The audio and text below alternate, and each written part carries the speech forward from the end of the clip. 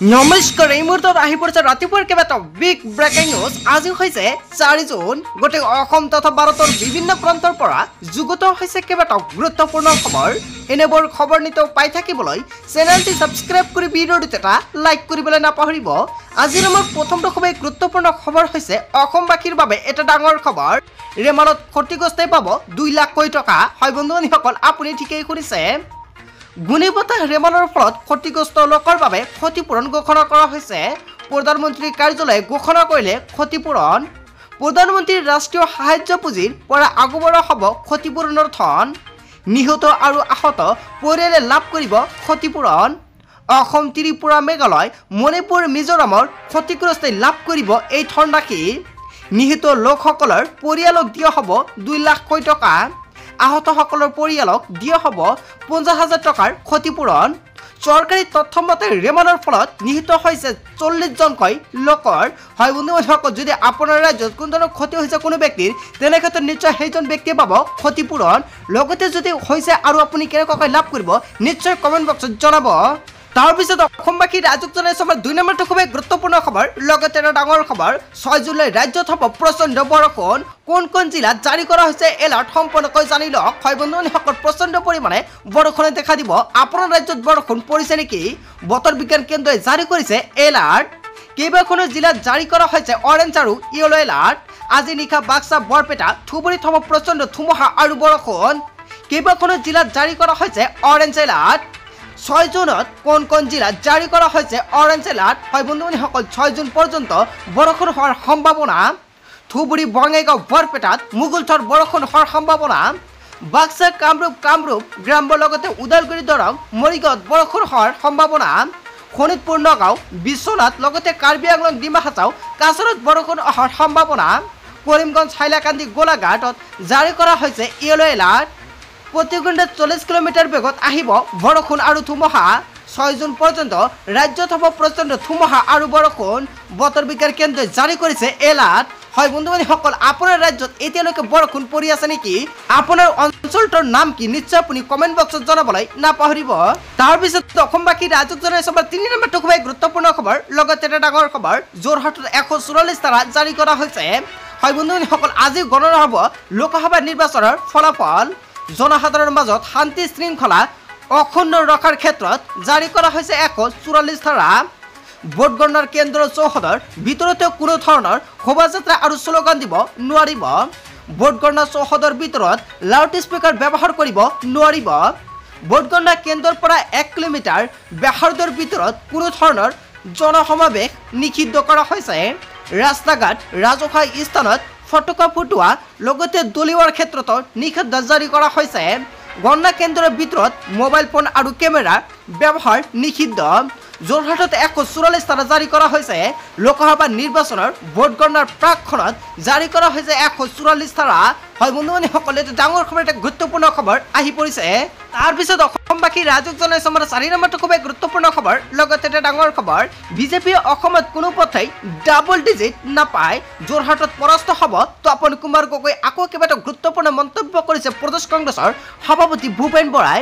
Exit পলৰ পূৰ্বানুমানক নস্যাৎ প্ৰদেশ কংগ্ৰেছৰ সভাপতি ভূপেন বৰাৰ। বিজেপিয়ে অসমত কোনো পথেই ডাবল ডিজিট নাপাব। এক্সিট পল কেতিয়াও এক্সিট নহয় বুলি মন্তব্য কৰিছে। যোৰহাটত গৌৰৱ গগৈ নিশ্চিতভাৱে জয়ী হ'ব। গৌৰৱ গগৈৰ হৈ এইবাৰ যোৰহাটবাসীয়ে নিৰ্বাচন খেলিছিল। যোৰহাট লোকসভা সমষ্টিত গৌৰৱ গগৈৰ জয় নিশ্চিত। যোৰহাটত পৰাস্ত হ'ব তপন কুমাৰ গগৈয়ে। এক্সিট পল শুদ্ধ নহ'ব, আমাৰ আসনো বাঢ়িব। এই মন্তব্য সভাপতি ভূপেন বৰা। হয় বন্ধুসকল, প্ৰদেশ কংগ্ৰেছৰ সভাপতি ভূপেন বৰাই যিটো মন্তব্য কৰিছে, জনতাই কি ক'ব? জনতাই জনতাৰ মন্তব্যটো নিশ্চয় কমেণ্ট বক্সত জনাব। তাৰপিছত অসমবাসী ৰাইজক জনাইছো আমাৰ 5 নম্বৰটো খুবেই গুৰুত্বপূৰ্ণ খবৰ। অসমবাসীৰ বাবে এটা ডাঙৰ খবৰ, PM কিষাণক লৈ এটা ডাঙৰ খবৰ। কোনে কোনে নাপাব PM কিষাণৰ 70 নম্বৰ কিস্তিৰ টকা? অৱশেষত PM কিষাণৰ টকা কেতিয়া সোমাব আপোনাৰ বেংক একাউণ্টত সম্পূৰ্ণকৈ প্ৰকাশ কৰা হৈছে। PM কিষাণক লৈ এটা ডাঙৰ খবৰ। জুন মাহৰ শেষৰ ফালে কৃষকৰ একাউণ্টত সোমাব ধনৰাশি। PM কিষাণ সন্মানিধিৰ 70 নম্বৰ কিস্তি আহিব জুনত।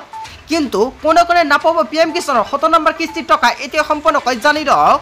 পৰিয়ালৰ কেৱল এজন ব্যক্তিহে পাব PM কিষাণৰ ধনৰাশি। পিতা পুত্ৰৰ ভিতৰত যিকোনো এজনেহে পাব এই ধনৰাশি।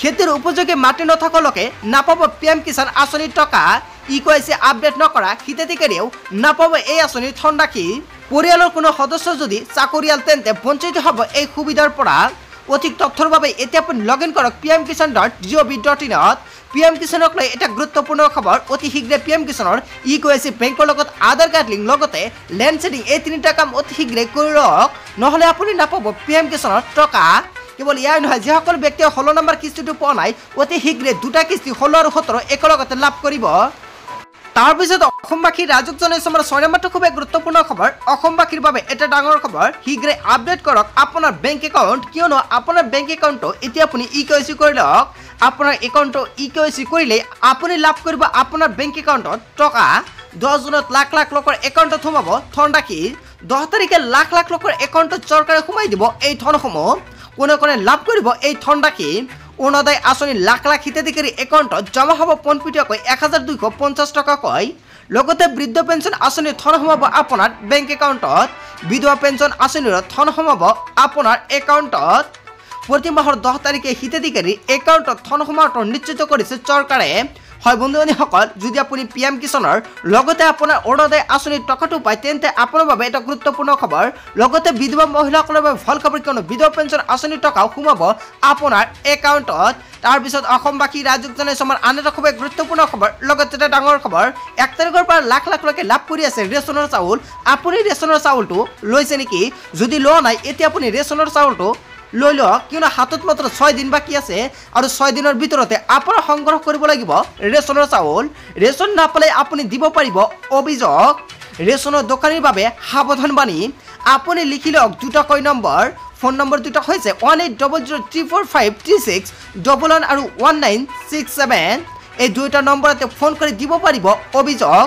দোকানীৰ লগতে গ্ৰাহকেও মানি চলিব লাগিব নিয়ম 1 তাৰিখৰ পৰা 10 তাৰিখৰ ভিতৰত লাভ কৰিব লাগিব আপোনাৰ ৰেচন মনত ৰাখিব ৰেচনৰ চাউল সংগ্ৰহ কৰাৰ সময়ত দিয়ক আপুনি ফিংগাৰপ্ৰিণ্ট দিহে সংগ্ৰহ কৰক ৰচিদ ইপোষ্ট মেচিনৰ দ্বাৰা দিয়াৰ ৰচিদ ল'ব লাগিব হিতাধিকাৰীয়ে অন্তোদয় অন্ন যোজনাৰ অধীনত 35 কিলোকৈ চাউল লাভ কৰিব অগ্ৰাধিকাৰ পৰিয়ালে 5 কিলোকৈ লাভ কৰিব চাউল কেৱল ইয়াৰ নহয় কেইবাটাও গুৰুত্বপূৰ্ণ খবৰ অন্তোদয় অন্ন যোজনাৰ অধীনত 35 কেজিকৈ চাউলৰ লগতে যিসকল ব্যক্তিৰ অগ্ৰাধিকাৰ পৰিয়াল সেইসকল ব্যক্তিকে 5 কেজিকৈ চাউল দিয়া হ'ব হিতাধিকাৰীয়ে ৰেচন সংগ্ৰহ কৰি ল'ব লাগিব ৰচিদ 1 তাৰিখৰ পৰা 10 তাৰিখলৈকে দিনজোৰাকৈ খোলা ৰাখিব লাগিব ৰেচনৰ দোকান ৰাজ্যৰ খাদ্য ৰাজহুৱা বিতৰণ আৰু গ্ৰাহক পৰিক্ৰমা বিভাগে জাৰি কৰিলে বিশেষ বিজ্ঞাপন ৰেচন নাপালে দিব পাৰিব আপুনি অভিযোগ ৰেচন কাৰ্ডৰ হিতাধিকাৰীৰ বাবে চৰকাৰে মুকলি কৰিছে ফোন নম্বৰ ৰেচনৰ দোকানীয়ে চাউল কমকৈ দিলে দিব পাৰিব